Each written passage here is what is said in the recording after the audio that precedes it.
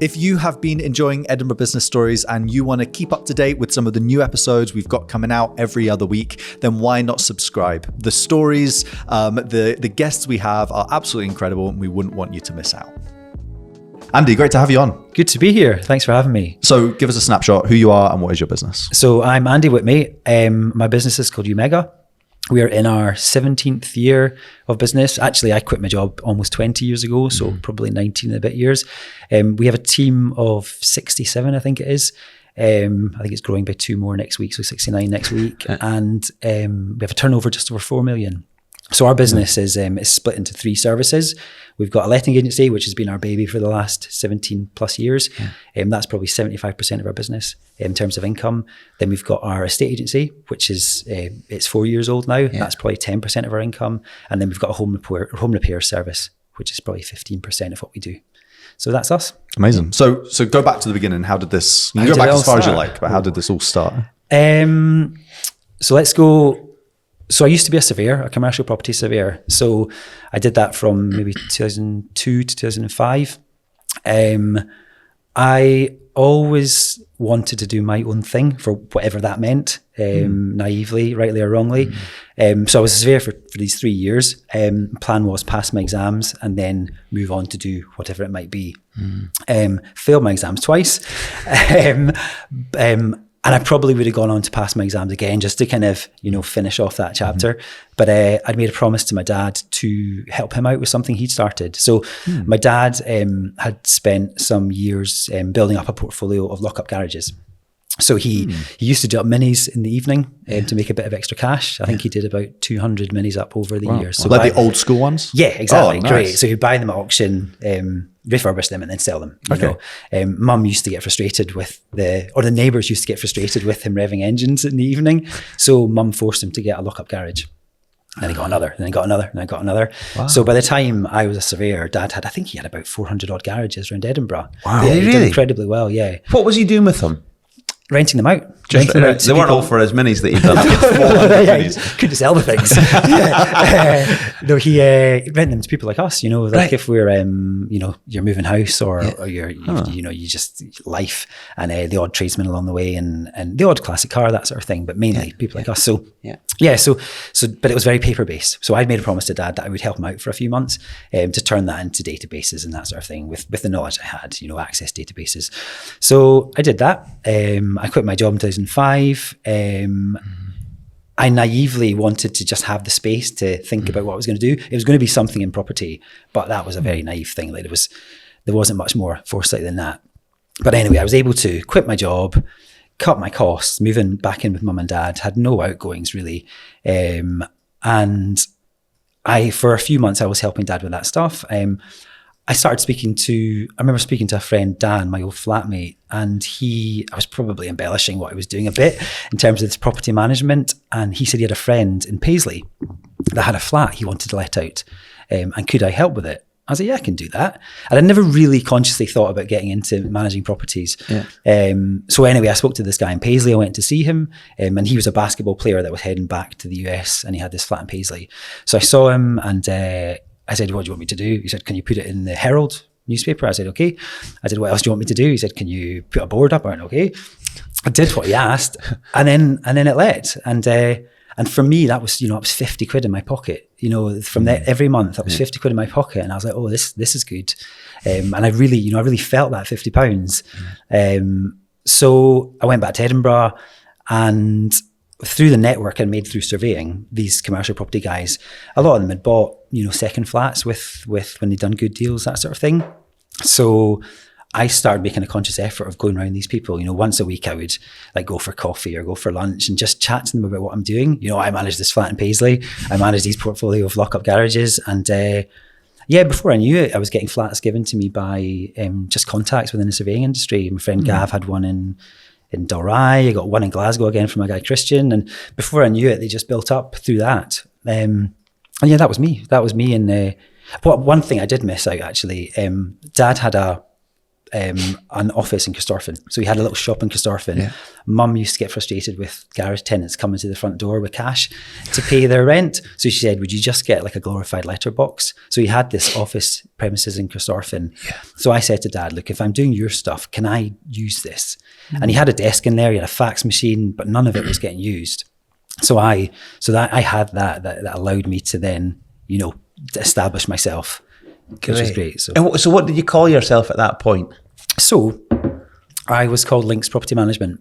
Links. I lived near Brunsfield Links, and I couldn't think of a name at the time, so I came up with Links Property Management. A friend of mine made up a really easy logo, and then it was away. And in these days, it was just all contacts and just tenacity, I think. Like I would just, if somebody was advertising on Gumtree, I think it was Gumtree at the time, I would contact them and say, look, I see it's sticking. Can I help with this?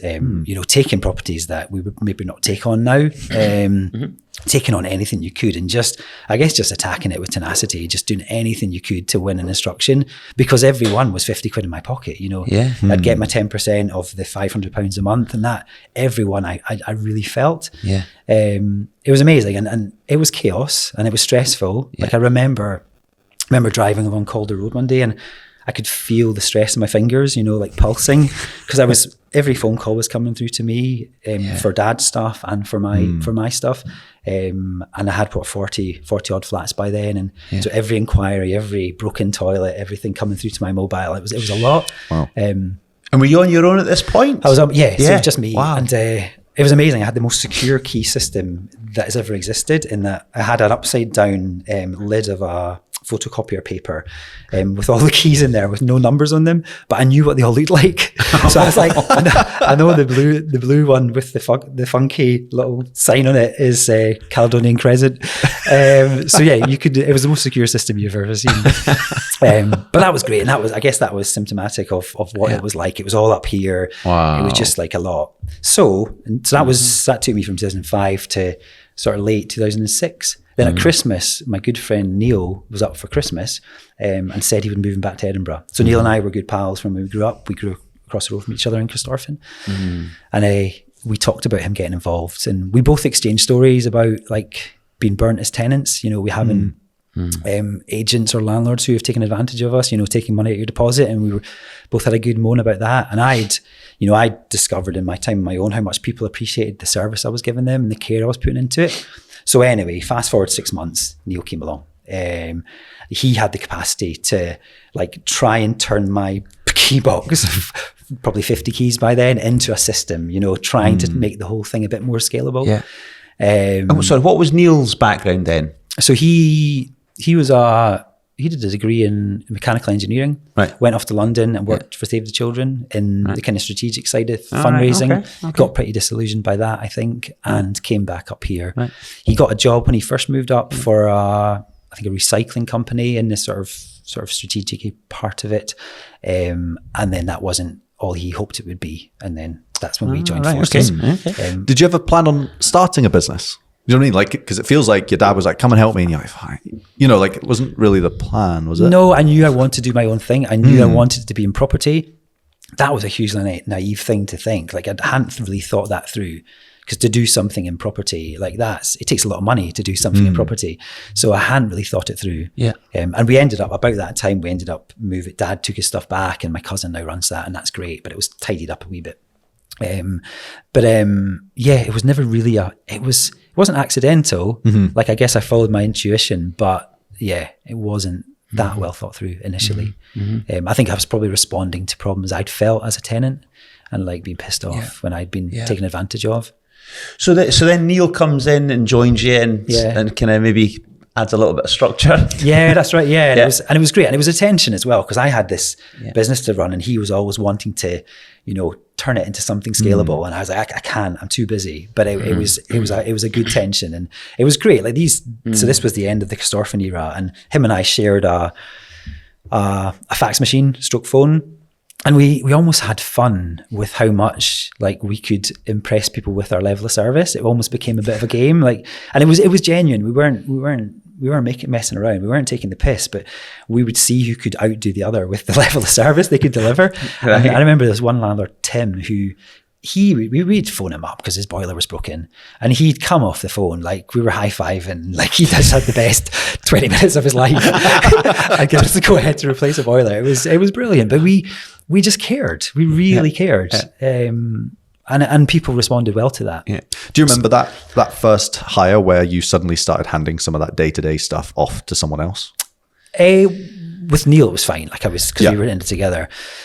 I was aware that I'm not good at certain things, and I remember making the decision to bring Neil on board. Like he felt very complete in certain aspects, and I knew he'd be good at that stuff in a way that I'm not sure I'm getting there, but it's not really my comfort zone. So I did make a hire in Castorfen before Neil came along. It was a bit of a disaster. It was probably more work than the opposite.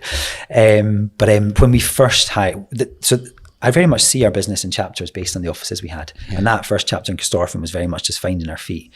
We then moved to Viewforth, so just off Brunsfield. And that felt like we were moving into the action. And that's where we made our first hires.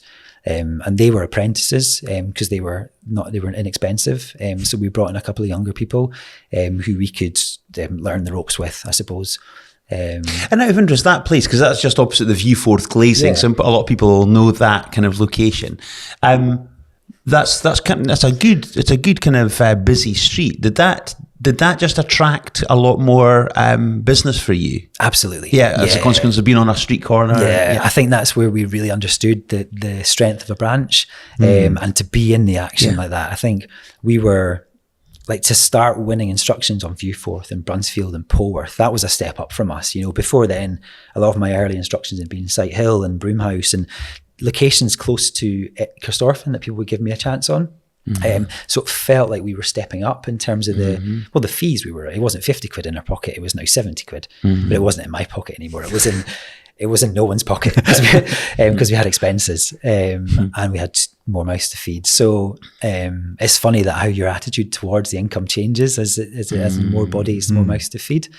But yeah, I think we started to see that we were worthy of a student flat in Marchmont. And that sort of thing, and yeah, we were starting to explore recruitment for the first time, and all the fun that is. But that was great. That period was great as well. Just starting to establish yourself. The excitement of getting our first portfolio landlord with 8 flats. That was huge for us, and of course brought in its own challenges. But it was us starting to kind of find our feet. And just on that, just out of interest, then, so that first portfolio landlord, how did that one come about? That was referral through the surveyor network again. So I'd managed a flat for a guy through my meeting surveyors and keeping in touch with them. And it was a relative of him that gave us a shot. And I suppose at that time you feel like you're a bit of an imposter. You're blagging it a wee bit when you win instructions like that. But I suppose through it all, like, we were just throwing care into it, and like we would make mistakes, but we would fix them. It wasn't like everything we were trying to not be, in terms of our competitors who would make mistakes and then that's your fault, Mr. Landlord or tenant. It's not our fault. We'd own up and we'd fix it and we'd learn, And how did the brand develop as it grew? So that's probably rewinding a bit. So when Neil came on board, I was Links Property Management. Live Earth was about to happen in 2007. So Live Earth was a bit like Live Aid, and they were hoping at the time that would get people a bit more aware and a bit more conscious of their decisions in relation to the environment. So they put on this concert.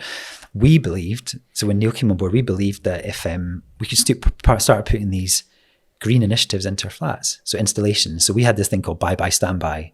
So when you left your flat, you'd click a button and all your standbys would go off. And we were hoping that our tenants and landlords would latch onto this, and this might be a differentiator. We had this name at the time called You Next, changing the planet one person at a time, You Next.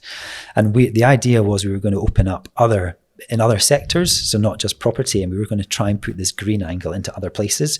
It transpired very quickly that our landlords and tenants just didn't want to spend the money, didn't care as much as we did, wanted good service. That's all it was. That's not all it is, because it's a lot, but that's what they were looking for.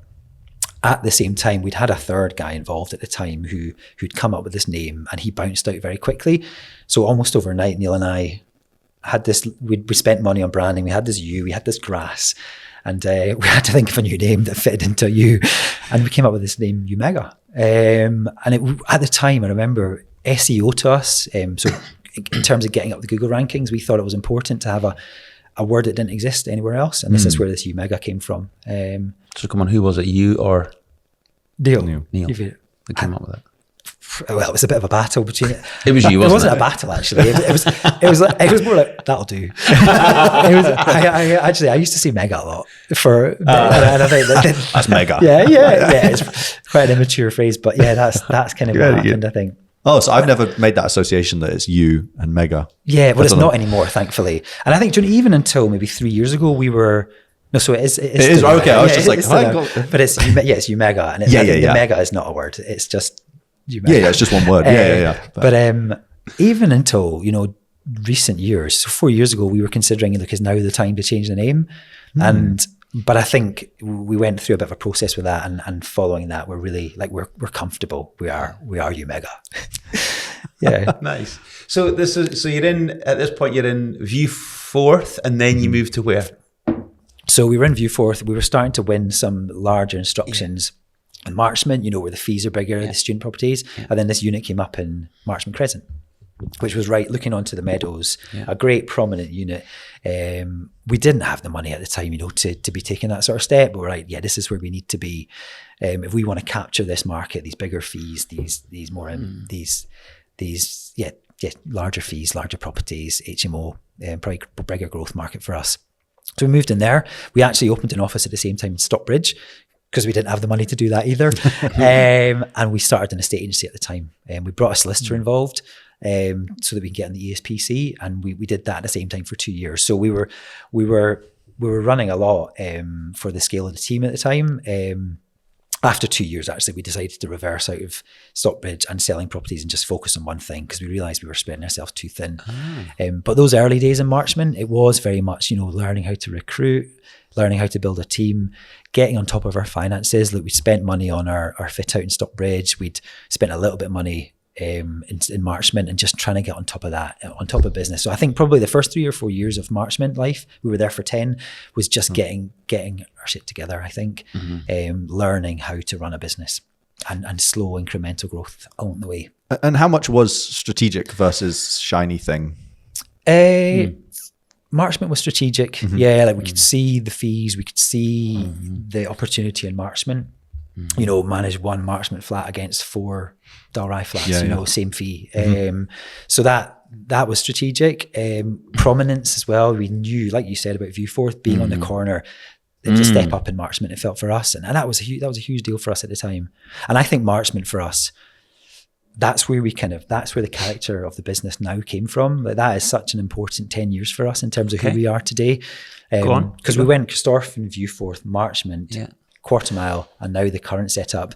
Marchmont, 2009 to 2019. First few years, as I said, was probably finding our feet and just incremental growth and improvements. And I think probably around 2014, 15, I think things started clicking into place.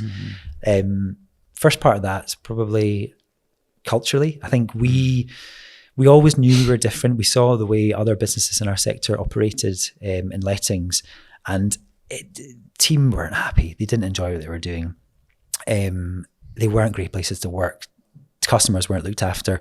We saw our team building, and we realized it was going to be hard for us to continue to, I suppose, impose our behaviors, or I guess you're getting further away from the customer, aren't you? So you can't then treat the customers in the way that we treated them in Corstorphine when we're impressing them and going off with high fives. So we spent a lot of time looking at our values, and our culture, and actually articulating that stuff, and just explain it. I suppose articulate to the team the way that we expect them to behave with customers, and that was a great thing to do, And I think I remember we had this. I spoke to a friend at Edinburgh Leisure who they'd done a great job of their values and culture piece, and he very much explained what they'd done. So we took ourselves through this, and by the end of it, we had this dartboard on the wall called our kudos dartboard, and every month, so we had these 4 values: openness, positivity, playfulness, and progress. And they've actually remained true the whole way through. The words have changed a wee bit, but the sentiments are still true today, although we don't feel we have to talk about them so much because they're just there. But on every time somebody in the office did something progressive, if you did, if you tweaked a process, I would fill in a wee kudos. Alan has kudos to Alan because he improved the tenant checkout process, and I put a wee thing on the dartboard. And by the end of the month, there was 70 pieces of paper on the dartboard. Yeah. And then we'd have our monthly meeting where there's like 16, 17 people sitting in this chaotic office. The winner of last month would throw a dart at the dartboard, and whoever piece of paper it landed on got a voucher. Yeah, and then they were next month's dart thrower. And it was like health and safety wise, you're like throwing a dart past 8 people's heads. But it just, that stuff was so visible. Yeah. And the team loved it. And we were so aligned. Like, it was chaos behind the scenes, but we all knew what we weren't. We knew we weren't the guys in suits in the power play in the new town. We knew we weren't them. We were Umega. We were doing it our way. And it was cool. People were proud of being part of it. It was great. And it still is, that sentiment is so deep rooted into who we are today and the way we behave. And then at the same time, in 2015, we did a couple of acquisitions. So we'd been offered for by a business that was consolidating a couple of years before. And we went through the process with them just to understand it. And we never intended to sell. And we told them that on day one. But we went through the process and we're like, oh, this could be something, this acquisition thing. So in 2015, we did a small acquisition of a small business of 40 odd flats. And that went well. We used Funding Circle to fund it because no banks would touch us at the time because our balance sheet and P&L were rubbish. But we did that successfully. We didn't lose clients off the back of it. We looked after her. We looked after the new customers. And then that gave us confidence to do another acquisition in 2015. And we managed to buy an agency that was selling up in Quartermile. And so Quartermile was this new development, shiny development, just across the meadows from us. We never thought we were worthy of it before then. So we would sit in Marchmont and we didn't even see it. It was literally across the meadows and we didn't notice it because we almost just didn't think we were there, But anyway, this agency came up for sale. We decided to buy it. Funding Circle were going to fund it until a week before. Then they pulled the plug a week before because I think they realised that they already had funding with us. And we're like, how did you not know that? So anyway, with a week to go, we ended up going to a company called Lending Crowd. They were amazing. And so with a week to go, we sat with this great guy, Ian, who we just sat across the table from him and gave him our plan. And he's like, yes, guys, you can have it. And it was amazing. And it that unlocked this agency in Quartermile for us, which was a huge step for us because it then made us feel that we're worthy of this sort of thing, which was great. And again, maybe a silly question, but the agency based in Quartermile were largely servicing the apartments in Quartermile as well? Exactly, yeah, I should have said that. So they had 48 flats in Quartermile they were managing. Great properties as well. So suddenly we were on them with the fee levels where they're at, the type of landlords they were, overseas landlords. And then through that, we developed a relationship with QMile, the developers. So that was that was a world that we didn't think we were part of. We were doing our thing on our own in Marchmont, but then we started to align with the developer. They trusted us. They saw that we were onto something. They could see the level of service that we were delivering, and then they backed us. They were still selling properties in Quartermile to overseas investors. Then Quartermile would refer us, and through that, actually, they used to refer a couple of agents, but the service levels from us, I think, and I was told, was head and shoulders above the others. So we were asked to open up on site in Quartermile. So we opened a small kiosk that I opened up very quickly. Didn't realise I didn't have a toilet in it because it was all quite a rush. We used to have to use a toilet within a main building, but it was cool. It was shiny. It was glass. It was funky. It was. I think that's when our brand really evolved from quite a friendly, nice brand into something that looked a bit more sophisticated, a bit more quality, a bit less just friendly, which I think was what we were before. So yeah, that was in 2015. So we still had the management office. Yeah, and then we opened up, we bought that Quartermile agency and then opened up in 2016. And Andy, you've talked kind of off camera about how, the chapters of your story have almost been defined by the location that you've had. But you also then overlaid that with almost kind of, you became an adult at a particular point, but it's almost the kind of development of your maturity. Do you want to I think that's quite a nice... So this is a language we used to use in the office, in the Marchmont office. So we we used to talk about being a spotty teenager and growing up into a young adult in Marchmont, and that was definitely the case. And I think of us in Corstorphine, we were a toddler in Corstorphine, just like wrecking balls, doing what we could to win business. Then we moved to Viewforth, and I think it was like primary school. We were starting to employ people. We were really just trying to understand the world. We moved to Marchmont. We're getting serious now. We're in high school. We're moving on to uni. Life's getting a bit more serious, and expanding our network. And then we moved to Quarter Mile. That's when I think we reached maturity. We were adults. We can get onto that, but I think probably ego came into play a wee bit there. And then I think where we are now is just like comfortable in our own skin, aligned. We know what we're doing. We know who we are. We're just doing our thing. So I suppose we'll get onto that. But yeah, Marchmont, that was that spotty teenager turning into an adult. And I think one of the key things that came off the back of these acquisitions. So in 2016, we almost did a third acquisition because we were growing incrementally. It was slow, and these acquisitions were a great way of boosting. And we came across this one of 300 units, and that was exciting. And we got Lending Crowd behind that. They were going to lend on us. And we got to November 2016. We were within a week of doing the deal.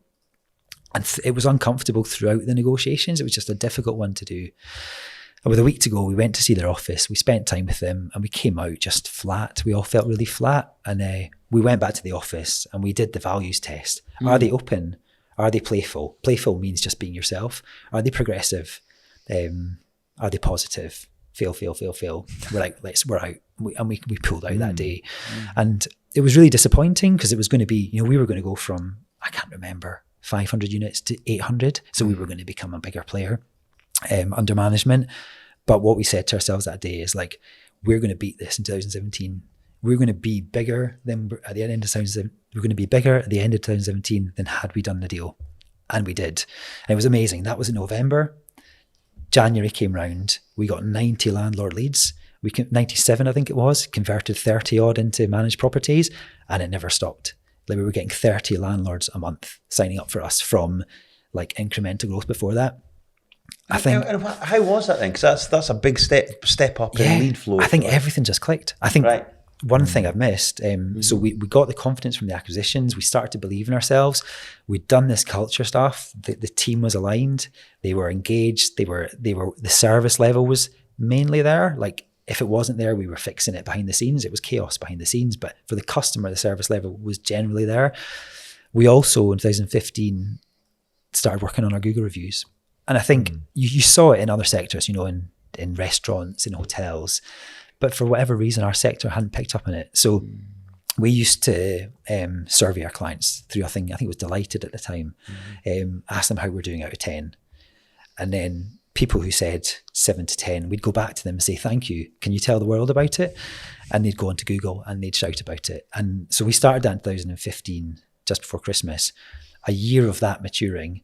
January 2017 came. Our reviews were way ahead of our competitors. And I think we just flew. And I think we had such a head start on the competitors with Google reviews. That progressed. Like, we put so much attention into them. Anytime the team heard something decent, got some good feedback from a customer, it's like, ask them for a review. And we just shot out at the blocks. It was incredible. And I think that's a big part of our growth, to get to where we were today. And you can't get Google reviews without good service. It starts with the service, the culture, but yeah, we harness them. And I think that's a big part of it. And how have awards played a part in your growth? Yeah, so I think that was the next natural progression. So that was, the growth really kicked on in 2017. 2018, we entered our first award, the Scottish Home Awards. And some people can be skeptical about awards, but this was it was industry peers.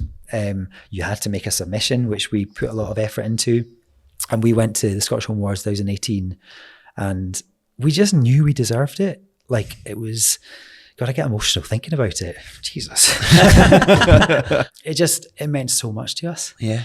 Yeah, brilliant. Yeah, it was but great. It's recognition of a job well done. Yeah, because we knew it. We knew we were good. We knew we cared. And I remember going up to that stage that night, and it was a mixture of euphoria, complete euphoria. If you've ever felt euphoria before, it was just, what a rush. And mixed with relief, complete relief, because we deserve this. We've done this. Yeah. Yeah, amazing. There was something we've had quite a lot of guests. Espark has played a part in their journey. Yeah. And so there was one story from there, which I think, almost leads a little bit into the awards. So, tell us about that. So while we had the letting agency, we were spinning out of it a maintenance arm. So we'd recruited, so in Marchmont, we probably had 20 staff, and some of them were maintenance guys to service our own portfolio. So we used to outsource that stuff. But we saw the benefits of having it in-house in terms of making a margin on it, and also the service to the team and the service to the customer. So we saw an opportunity with that to spin it out and start offering maintenance services out with our portfolio. So we joined Espark, which was a business accelerator, and that was to put this thing called Letfix, which was our maintenance arm, trying to scale that up quickly. And I think at that time there was a bit of an obsession with scale, probably too early. And I remember doing a presentation within there to a small team about my business, and we were practicing our presentation skills. And I'm not that guy, not great at that, and I certainly wasn't at the time. And I started explaining about our business. I said, so we've got this letting agency. There's 16 of us in the business. We manage 700 homes or 600 homes around the city. We've also got this maintenance arm that we're going to spin out, and we're going to start doing jobs in people's houses. And this girl was like, I don't like it. It's boring. And I was like, yes, I guess it is a boring business. It's not like we're not inventing a space rocket, but it's a good business that looks after homes and pays people's salaries. And I was really pissed off with her that day, because I was like, we're a good, solid business that is incrementally growing and is doing a good job for people. And I think it sort of turned me off that world. That scale at all costs, through invest, go bust.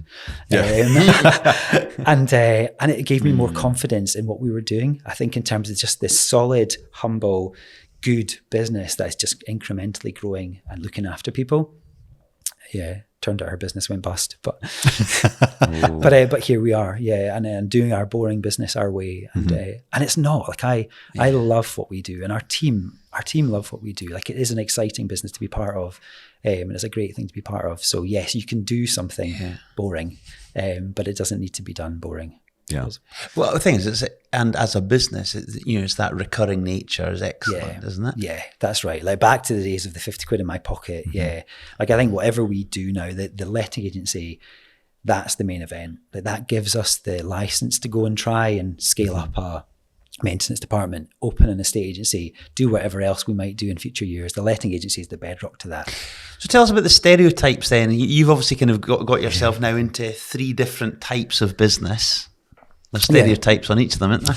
Yeah. So letting agency, as I said, when we got into lettings, it was very much a power play, guys in suits strutting around. They'd be sitting in someone's house and in their flat in Dalry in your suit, and it was all in a pinstripe suit.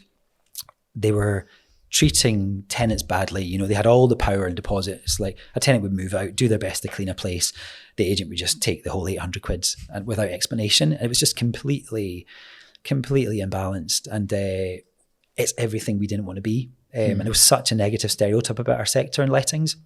And it was very easy for us to talk about what we weren't. We were not these guys that were taking advantage of people. We found it a lot harder to say what we were, because that, it's very hard to explain looking after people. It just sounds a bit cliche, but there's so much to that care that we put into things. So we saw that in lettings. We see it in estate agency. So we started estate agency 4 years ago. It's the same stuff. I think estate agents don't do a great job in a city like Edinburgh. It's a solicitor-led estate agency market. They don't put a lot of thought into selling properties. It's quite a conveyor belt transactional thing. We see the same stereotypes. You look at the old estate agency stereotypes, kind of cowboy, Del Boy estate agents. That's everything we don't want to be. And fees, expensive fees and so on. And then we see the same things in home repairs. So with the maintenance arm that we're trying to now scale up safely, we see the same stuff. Tradesmen coming round, charging an arm and a leg, untrustworthy, not turning up, not answering the phone. That's everything we're trying not to be. That's another stereotype that we're trying to attack and flip on its head. And that's been a really helpful way for us to look at our businesses over the years. Smashing those stereotypes is something that we've talked about a lot. Yeah. So COVID happens, and we don't want to dwell on that Yep. too much because could get stuck there for 2 hours, I'm Yeah. sure. So coming out the back of COVID, then you started kind of branching into kind of new things you just never done before. Yeah, so we moved into Quarter Mile 2019, which was a huge step up for us. So we'd had the kiosk in Quarter Mile, but then we took on this big stage in Quarter Mile, and we'd moved the cultural stuff on. We'd seen such potential in that, and we felt that we really understood how to unlock a good team. So we wanted to be one of the best companies to work for in the world. So we took this office in Quarter Mile, and I think we executed our strategy pretty well.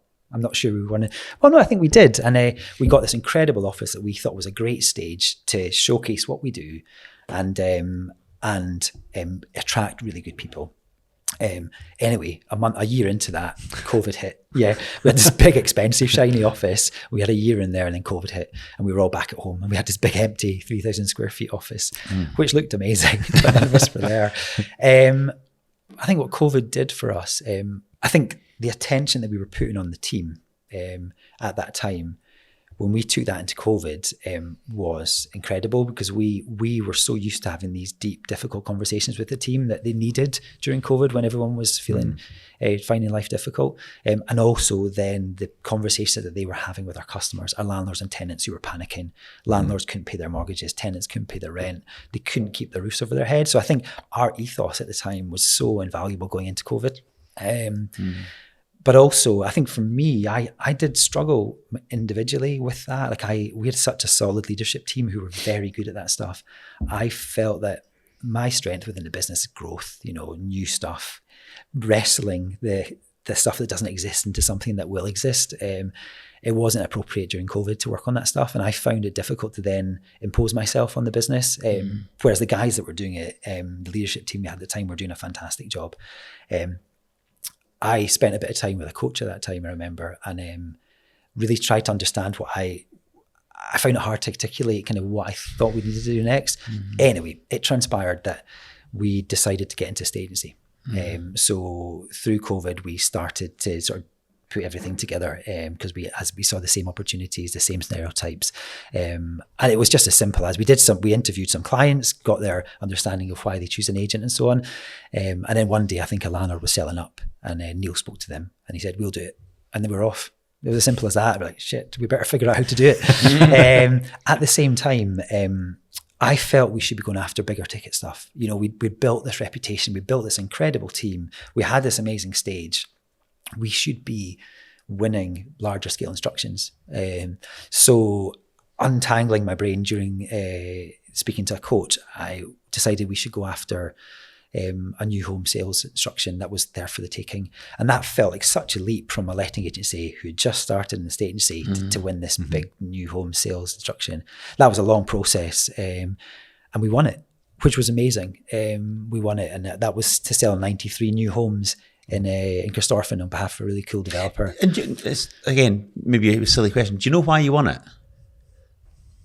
So at the time, we had some in-house graphic designer and photographer, and we put a lot of effort into our presentation, and a lot of it was innovation. It was like, we'll do this cool new thing. And we very much sold us on the innovation, forward-thinking customer journey.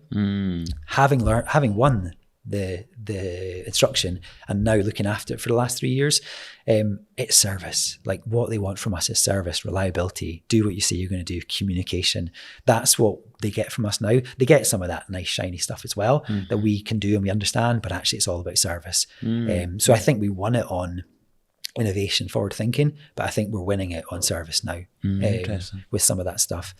But that, for us, that was amazing. A bit like the move into Quarter Mile. We're worthy of this stuff. Like, it doesn't have to be these old businesses that have done it forever. Like, we're on this stage now. It's about paradigms. We were speaking before about different paradigms you have, once you achieve something, you're suddenly at that level, and then you achieve the next, which you think is beyond you, and then you're at that level. And I think that move to new homes gave us confidence that we could do that sort of stuff.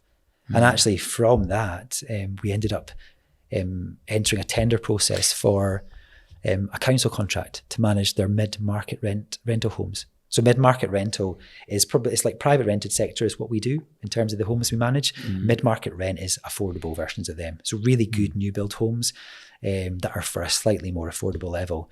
So we went into this tender process with the council 2022, I think, not believing we get it. But we saw it as a growth opportunity. We thought, right, let's go in for this. Let's understand what these tender things are all about. We're not going to win it, but let's try our best. So Neil and I, over a 9-month period, went through this tender process and we won it. It was incredible. Yeah, it was such a big deal for us. And we now manage 600 homes for the council. Next year, that's going to increase to 900 homes. It's huge for us. Yeah. And I think it came from winning Round Bank, the new homes, and then winning this. And then now we're at this stage. It's like, what else is there at this level, you know, or above that now? Andy, earlier on in the kind of the conversation so far, you've talked about imposter syndrome, and you also then kind of said about ego. Yeah. Later on, as the kind of the business developed. Do you want to touch on that? Yeah, I'll try. Yeah, I mean, I don't know if you said it, and so I'm just kind of pulling you back to that point. Yeah, I suppose that theme of imposter is probably just the things we talk about we're at that level. I think I am good at, well, going back to the Paisley flat, like I'm good at saying, I can do it. Yeah. And then figuring out how the hell to do it. Yeah. And I think we've taken that throughout our journey, that attitude. You definitely feel like you're faking it when you're doing that sort of thing. So I think I've probably felt like I'm faking it for the last 19 years. And that's probably in there. All being used to surviving at that kind of space where you're winging it, I suppose. And you're always feeling that you're at a table that you're not quite at yet. And then you get comfortable in your skin at that one. Like I know Neil and Nikki and the team do a brilliant job with the council now. We do a fantastic job for them. We're at that table now, you know, but what's the next one that we're going to feel like an imposter at? So we don't feel like an imposter at that table. I don't feel like an imposter when I'm looking after my client, the new homes in Kirstorfen. I feel comfortable in that, and I can now try and win other business within that part of the sector. Great. So definitely. But then moving on to ego, I think the quarter mile thing, we always felt we were different to our sector, and we moved into quarter mile. I think maybe it's part of growing up. We want this shiny office. Like I was so proud of the office. I was like, I'd walk away from it, turn around and look at it going, this is what we've created. Arguably, and even where we took the people stuff, the culture stuff, I think we took it too far in the quarter mile days. Right. I loved it. I remember the Skyscanner guys. We loved being aligned with Skyscanner and quarter mile, but I remember the Morphsuit guys coming in and asking about our culture. Like, I've heard great things about your culture. I loved that. Like, that felt great to me. Even though I felt a bit of an imposter in terms of the person who designed it. I loved it. I loved that we were getting recognized. And I think that's probably where, when I mentioned ego, I think we were enjoying that a bit much. We drank the Kool-Aid a wee bit with it all. I think COVID came along and that shattered it a bit. You know, I think our culture, which we felt was so precious under one room, people were working at home. It was no longer relevant. A lot of what we built was no longer relevant. And I think it took us a year or two after COVID to then move out of quarter mile into the current setup. But I think it was very much us, right? We've got this shiny office. We've got this incredible culture. We want to be one of the best businesses to work for in the world. Fine. And then I think we've kind of undone that. And I think when I talk about kind of maturing and making good decisions now, we don't feel we need to show off anymore, I don't think. We're just comfortable in our own skin. We don't need to shout about it. And even when I said about our values, we don't talk about our values day to day. They're not on the wall. Well, progress is just as a nice wee statement, but we don't have to bring them up with the team much because they're just there. I think we're so comfortable and aligned now. It's cool. Great. Yeah. Andy, we ask all our guests, what is your guiding principle in business? The main one's taking care of people. Yeah, I think looking after people, whether it's your team or your clients, like I think people remember. You know, people remember things. If we've got a student that we dealt with when we were managing a flat from our Kirstorfen office, that student is now 15, 16, 17 years on. He may be a landlord, she may be a landlord, or mum and dad may have a flat or maybe looking to sell. So how you make people feel will be remembered. And with the team as well, you know, like looking after the team, if they've got difficulties at home, taking care of them, doing the right thing, not for commercial reasons, but just because it's the right thing to do. but there's massive commercial benefits for it as well, from the customer and the team. Even when you're exiting someone, if they're a bad leaver, you can do that with kindness. It doesn't need to be a tense thing. So looking after people, it'd be remembered. Yeah, great. Andy, thank you so much for coming on, sharing your story, and we wish you all the best as you continue to grow and scale safely. Brilliant. Really good. Really Nice. good. Thank you, guys. I appreciate it. Cheers.